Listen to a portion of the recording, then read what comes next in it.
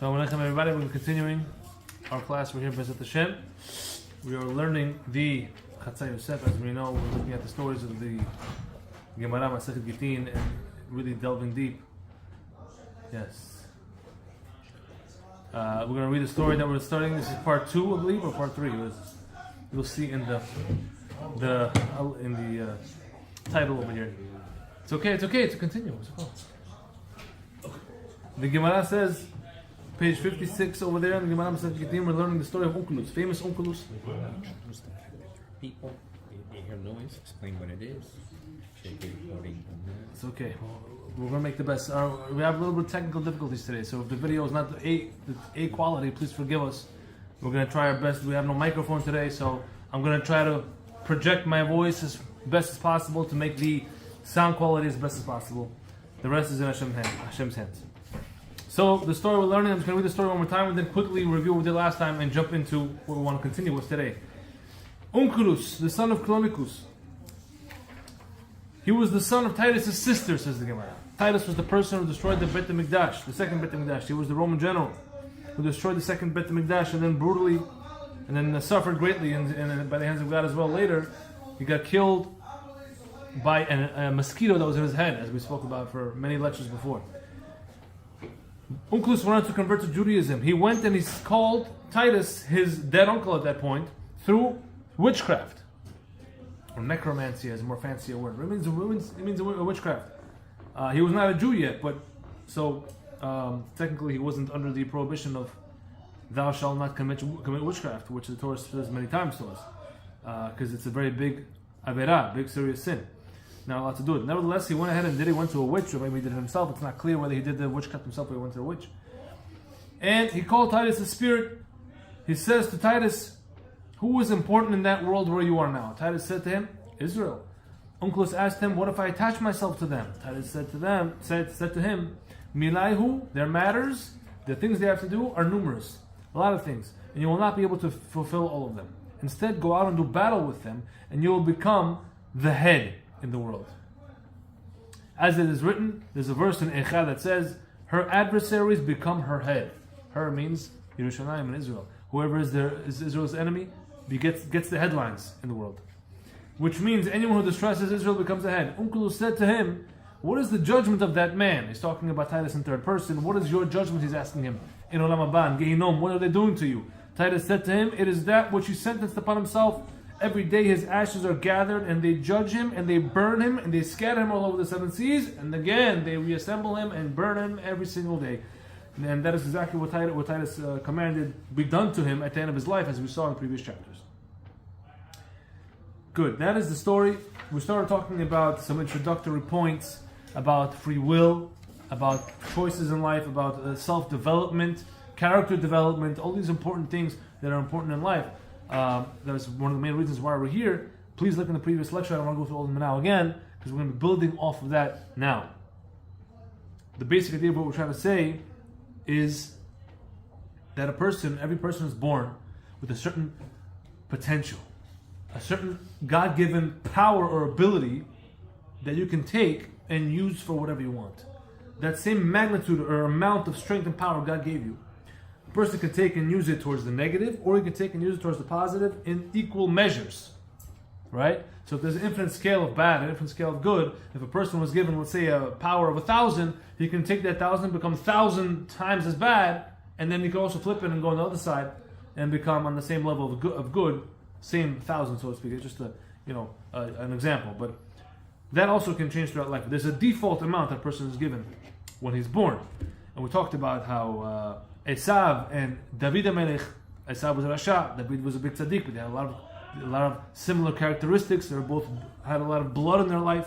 They were both ruddy was the word, which means they had these red features, which indicates blood. Esav obviously did it for the evil, but David did it for the good. He fought wars of godly wars that God commanded.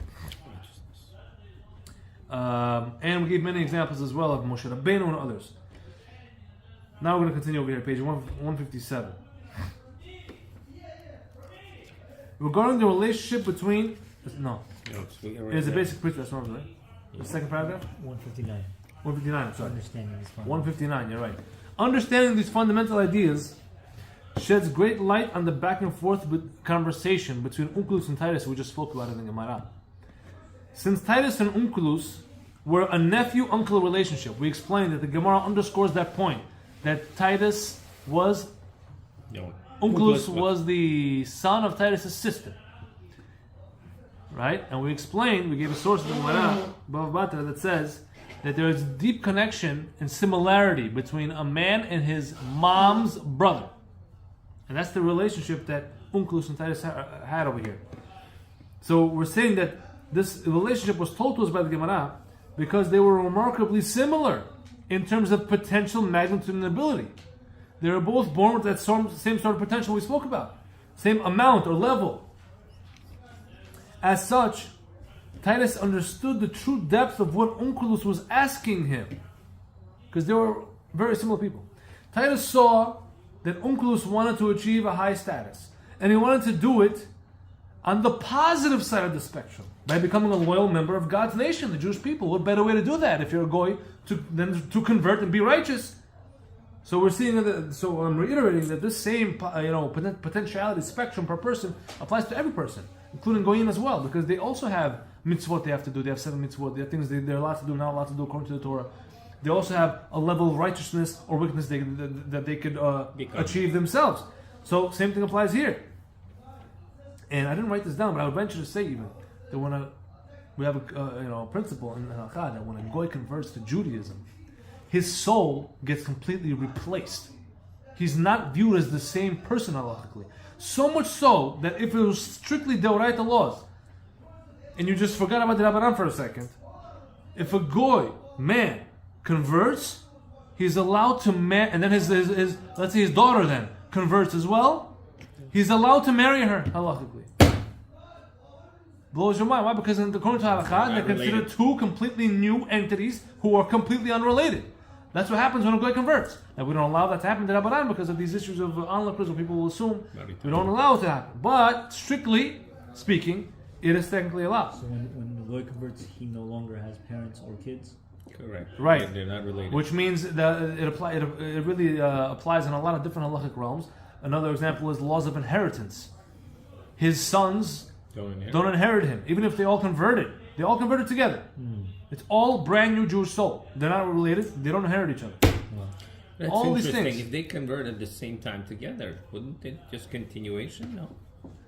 No, absolutely not. They're all new entities. The only time it's a continuation is if it was a non-Jewish woman who was pregnant. When she converts and then she gives birth, the child is Jewish. Automatically. But doesn't the child still have to convert again? No. Well, she was Not Jewish if she at the time converted of while birth. she was pregnant. When he's 13 or something, you're supposed to give him an option, right? Something. That's only when you converted the child when he was already born.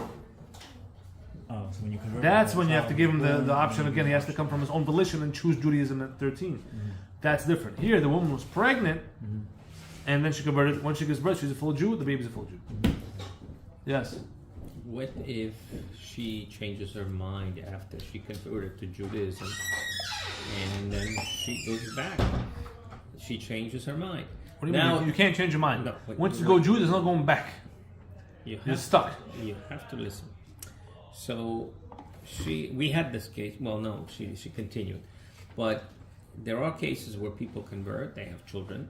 Or Jewish. The children obviously Jewish. The parents decide, it's not for me. Too hard. Can't do it. That's exactly what Titus. That's what Titus is saying to Onkleos. It's too hard. Don't even start. It's too much. Okay. Too much work to be a Jew.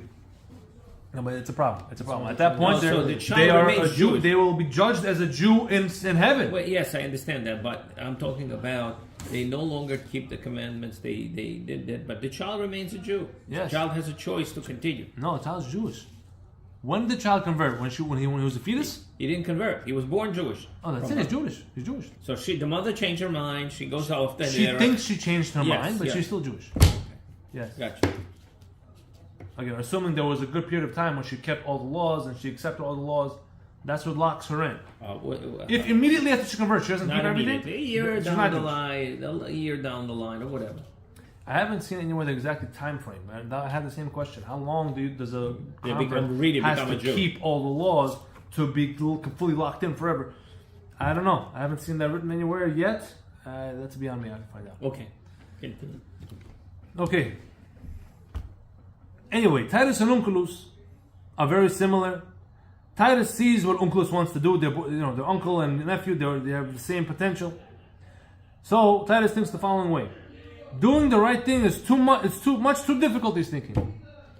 Titus is thinking doing the right thing is much too difficult. Onkleos wants to do the right thing. He wants to put it on the positive side of the spectrum. He wants to take his power that God invested in him, put in him, or burdened him with, and he wants to invest it on the positive side of the spectrum. And Titus sees that, but he knows it's too hard. Thus, this is what Titus meant when he says in our Gemara, their matters are numerous and you will not be able to fulfill them. So instead, Titus recommends that Onkleos attain his goal of achieving head status via the more straightforward and painless path, the easier way, by doing the exact opposite of joining the Jews and combating them instead, thereby investing his abilities that God gave him in the opposite side of his potentiality spectrum, the negative side. It's easier. It's a safer bet, he tells him. Well, how does he know? Because that's what he did himself. Titus is speaking from experience. Right? That's what I said here. Titus knows this based on first-hand experience. That's what he did in his life. Look at note number 19. Oh, wow. Okay. Let's digress for a second. Note number 19. Did I read number... Oh, you know what? I realized last time that I skipped notes 14, 15, and 16, and 17 last time. But it's beyond this now. Okay. Note number 19. Did you read the note 19? I'm about to. You want to read it for us? Nice and loud for the people? No. Indeed, history has attested to this fact. Nazi Germany, Yimach Shema, gained tremendous power right up until World War II, and presently, extremely presently, to this day right now, in October of 2023, when this video is being recorded. This was written when? This was actually written, I must have written this 3-4 years ago. Muslim extreme terrorist groups have achieved head status in terms of world politics by indefinitely terrorizing the state of Israel. We must mention the insight of Rav Dessler as recorded in Michtav Me'Eliyahu. He writes over their famous book, who explains that the reason that those who trouble Israel achieve head status is to strengthen the test of the exile, he says. It gives rise to a question of faith within the hearts of the Jewish people, triggering thoughts like the following: we try to live our lives along the path of truth and justice as prescribed by the Torah, yet we observe how those nations that embody the complete opposite of truth and justice become successful in this world and achieve high status. It seems counterintuitive. That's a test. This is the test of the exile, to see if God's nation will continue to be faithful to the Torah despite the observed success of anti-Torah institutions. With respect to those who remain true to Torah ideals and know that there will be a day of redemption when the ship will be righted, these people have overcome the test of the exile, and it is as if they are already redeemed from it. But those who attempt to line up their ideologies with the surrounding nations have failed the test of the exile, and they only sink deeper into the darkness of it. That's what Rav Dessler writes. It's a test. Okay, back in the body of our text over here. Back to our Gemara. This theme also runs through the Maharal's words on our Gemara. We learned the Maharal's commentary on our Gemara also a few lectures back. Regarding the explanation of Titus' punishment in Gehenna, right? He is burned. Titus is burned to ash every day, only to be reconstituted and burned again the next day, and so on perpetually. You like that word? I like it too. It just rolls off the tongue. It means indefinitely. Forever and ever. Forever. Maharal explained that the reason for this twofold punishment, right? There's two parts of the punishment. Number one, the burning to smithereens, to pieces. Number two, building them back up to go through it again. And it's constant over and over. The reason for this twofold punishment is that he deserved to be destroyed because of the destruction that he imposed in his lifetime. He was a very destructive person himself, killing people, Roman war machine, all that. Yet, he deserved to be reconstituted, we explained, because he possessed a human form, as do all people. Meaning, we said, just by virtue of being human and being built in the image of God, in the template of godliness, that's what the human body is. For that reason alone, it's enough quote unquote merit for a person to be reconstituted, for Titus in our case to be built up again, and therefore he's like a constant seesaw, swing back. You're so bad that you gotta be burnt to pieces, but you're still kind of good because you're built in the image of God like everybody else. But you're so bad, but you're so good, and then back and forth. That's what kept happening to him. That's what Maharal said. But we must ask the following question on this: what does that mean exactly? Having the human form is not something that he merited at all. It's not a zechut that he has. It's not something he earned. He was born that way. God built him that way. He had no part and no decision. He didn't make any righteous decision to be that way, and therefore, why is that a good enough reason for him to be rebuilt? Reconstituted.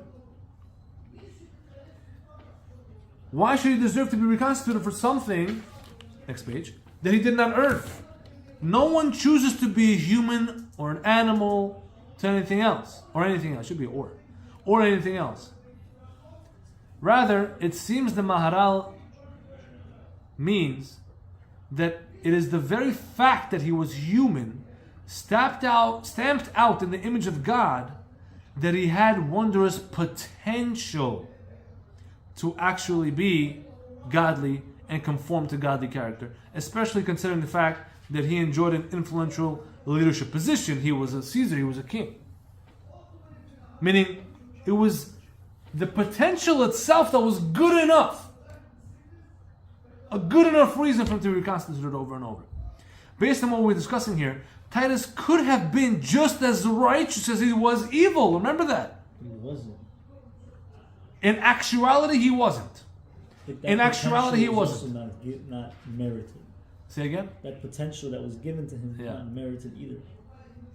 You're right. That's why I have to explain the following. Let me just finish this this paragraph, and then we'll go back there. But your question, just as a sidebar, is that just because he had the potential to be great, the fact that he wasn't actually great is not good enough reason for him to be constantly reconstituted. He'd just be destroyed and forget it. Okay, we'll get back to that. He had the potent opportunity to reach awesome spiritual heights, but he used his free will to succeed at failing miserably. That's a nice little play on words, to succeed at failing. Because at the end of the day, he had to choose it. He chose it. He successfully chose to fail. Demoting the godly image of the righteous Titus he could have been. The upper spiritual realms approach closer and closer to infinity, okay? That's how it works.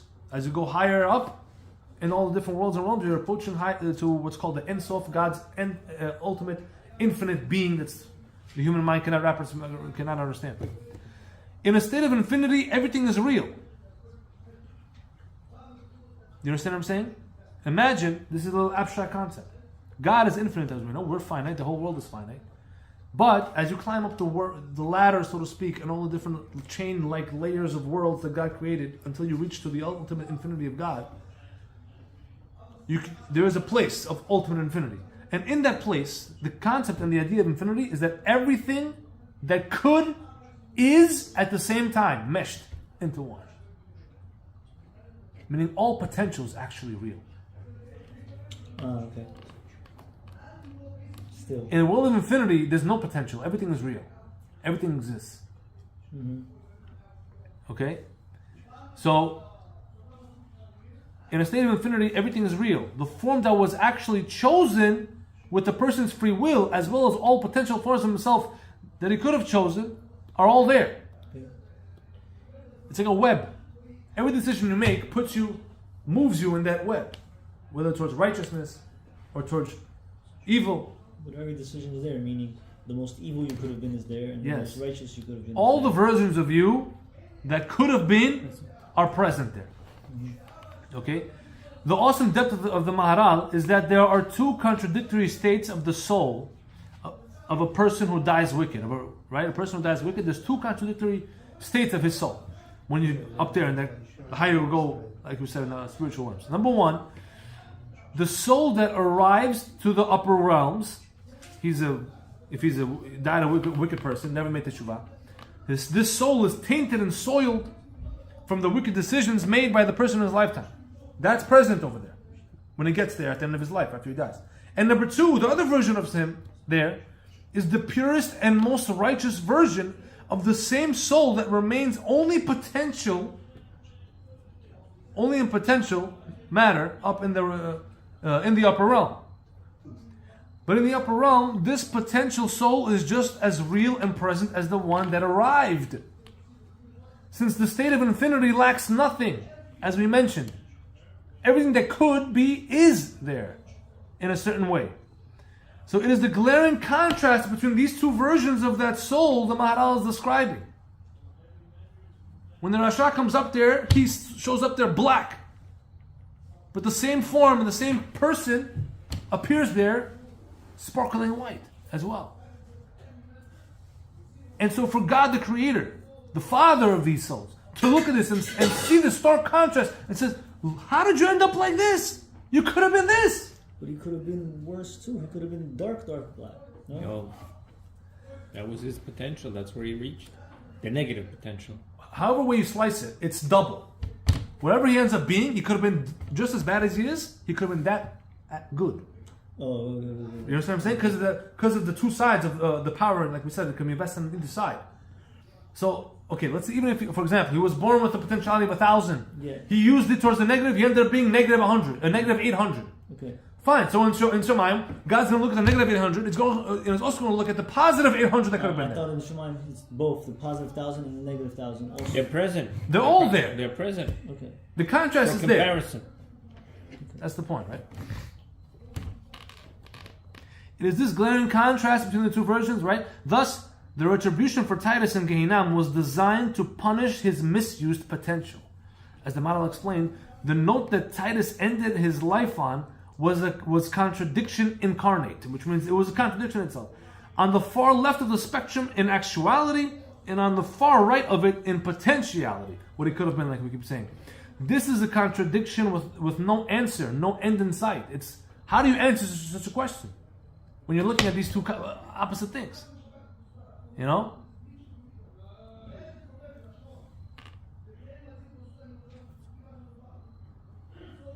I mean, can you say I could have been negative 1,000, but at least I'm only a negative 800? You could try to make whatever claim you want over there and see what works. But the point is this. I remember seeing, must have been a documentary or an interview or something, of a murderer. A terrible serial killer murderer. And they always like to interview the murderer's parents, who created them. And they ask the parents, what was he like as a kid? And they say, he was such a sweet boy, he's inquisitive, he was, he was helpful. Because the parents see the potential good that this person could end up being. One day he ended up being a terrible rapist, serial killer, and it hurts the parents so much because they see that. Same thing, Lehavdil, when God, when created all of us, he sees that difference. When the wicked man, the Rasha, ends his life that way, no teshuvah, comes to Shamayim, God, so to speak, is forced to see this difference. And everybody else. You understand?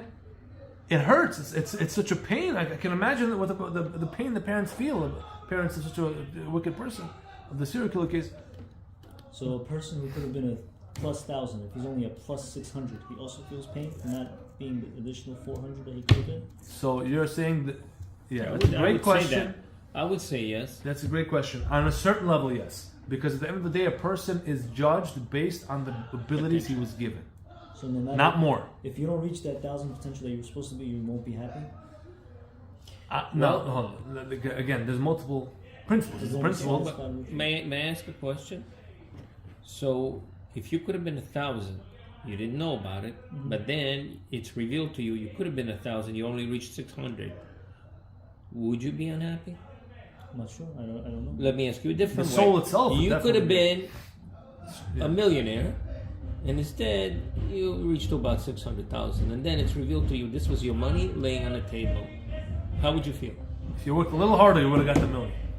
Okay, but if I was happy with the 600, I was satisfied with my life, then... Well, just to take human nature and see if you would be happy. That's it. Just think about it as a human. Most people would say, I want the million. Not only that. Once they know it was theirs, they want it. Same here. Okay, at the end of the day, we cannot say. We have to remember the fact there's a principle that God always rewards any small deed, which means that person. It's a sandwich. It's a salad. There's reward to be given, and that will be given and felt. But there's also a certain level of punishment depending on the person's level and depending on what he could have reached. A person is judged on what he could have become. That is true as well. So we'll see throughout this chapter. We're going to mention all these points more and more. So thus we said that God sees the stark contradiction in Maharal of the Maharal's explanation of Titus's punishment. He could have been great. The fact that he was so bad tells us that it could have been great, based on what we're saying now. Just on the flip side, but he wasn't, and for that it's a contradiction with no answer and no end in sight. It is only fitting, midah keneged midah, measure for measure, that he received the punishment designed with no end in sight as well, a never-ending cycle of incineration and reconstitution, no final destination, no peace. Meaning his punishment was what he himself ended up being, which was a walking contradiction. Last paragraph here, we'll call it a day. As we know, any notes that I skipped? No. As we know, Onkleos eventually went on to convert. At the end of I'm spoiling the end of the story, but we all know Onkleos becomes a Jew. And he became an important figure in his own right, authoring the widely accepted Aramaic translation of the Torah called Targum Onkleos, which is printed in virtually every Chumash, every 5 books Hebrew that you'll find. You'll have inside there the Onkleos' translation in Aramaic over there, which the Gemara says in Megillah was divinely inspired, because he has explanations also tied in with the translation. He took the potentiality that he shared with his uncle Titus. We said they were the same. He took it and he applied himself and he achieved head status on the right side of the spectrum, on the righteous side. Unlike Titus, who opted for the easy way and settled for the left side of the spectrum. Our theme is even portrayed within Onkleos' great accomplishment in writing the Targum Onkleos. Aramaic, the language of Aramaic, compared to the holy language in which the written Torah is written, which is what we call Hebrew, biblical Hebrew. Aramaic is considered a demeaning language in comparison. It's considered a step down, less holy. It is very similar to the holy language, actually. They even use the same letters.